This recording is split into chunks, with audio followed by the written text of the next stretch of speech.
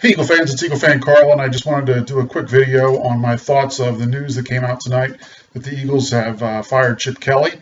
For those of you who were around when I did my first video, you know that that was done right after the Thanksgiving game, at which point I had said I thought it was time for them to let him go. I'll put a link right here if you want to click on that and watch that video. Then you can go ahead and see what my thoughts were then, but they're basically the same now. And that is, I think a lot of it had to do with the fact that it was Chip the GM that was the problem, not necessarily Chip the coach. And that if anything, Chip the coach had to blame Chip the GM for some of the problems that he was having this season. My guess is Jeffrey Lurie went to him and said, hey, listen, you're going to have someone else take over the player personnel decisions. Chip Kelly didn't want to do that, and they decided maybe the best thing to do was just to part ways. So I think that's probably what ended up happening on this thing. I don't think that necessarily Jeffrey Lurie intended to fire him. That's not usually what Jeffrey Lurie does. If anything, as we saw with the Andy Reid situation, he lets things go on too long before he makes a change. So I think that's probably what ended up happening. I've been watching some of the news coverage for the last hour from ESPN and the NFL Network, and they were asking some of the commentators what they thought his biggest mistake was.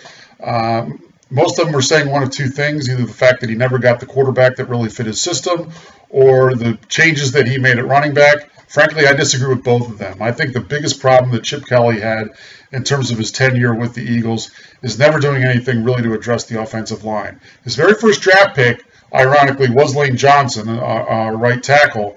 But after that, he really made no other attempts to do anything for the offensive line. In the last two drafts, he did nothing to address the offensive line. And in his past offseason, he let two of our best offensive linemen go, Todd Herremans and Evan Mathis, and never really did anything to replace them. And he was also then assuming that a guy like Jason Peters, who's obviously getting towards the end of his career, was going to be able to hold up. And clearly, as we've seen throughout this season, Jason Peters hasn't been able to stay healthy. And frankly, he hasn't been the same player that he was over the years. So you can talk all you want about running backs and quarterbacks, but if they're not getting the blocking in front of them, it really doesn't matter. I had a lot of complaints about Andy Reid over the years, but one of the things you could always say about Andy Reid is he made sure that offensive line was always maintained.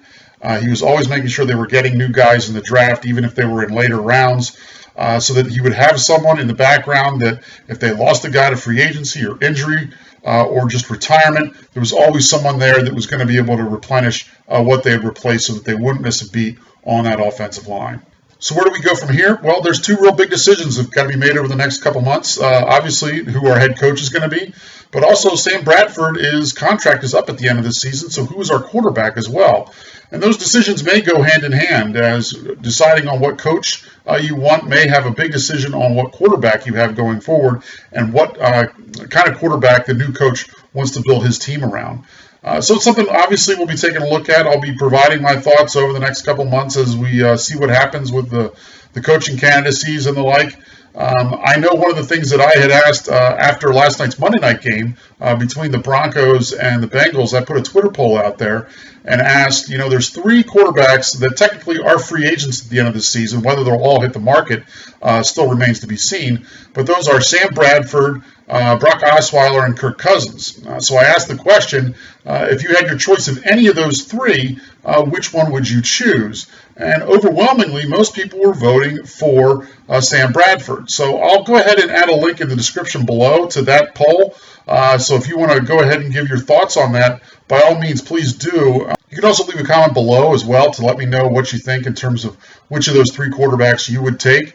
And if you have some early suggestions on who maybe you think the Eagles should be looking at for a head coaching candidate as well, that's something you can go ahead and leave below as well. So I'll be checking in. I'll check in a little bit later this week before the Giants game just to give you some of my thoughts going into that game, although it is meaningless. But it gets a little more interesting now to see how the team responds to the fact that their coach has been fired. It'll, I think, say something about some of the players on that team and whether or not what they think of their future with the Eagles and whether or not they think they have one, and if they play for Pat Shurmur, who's been named as the interim head coach. So we'll see what exactly happens with that. So I'll check in later this week with that. If you missed my reaction video I did after the Redskins game, I did a real quick one with my cousin Craig. Since I was watching the game there, we did a real quick video on that. I'll go ahead and add a link right here as well to that, so you can check that video out as well. It was just a short one, kind of funny. We had a little fun with that after the game, obviously lamenting the fact that the Eagles season is over now.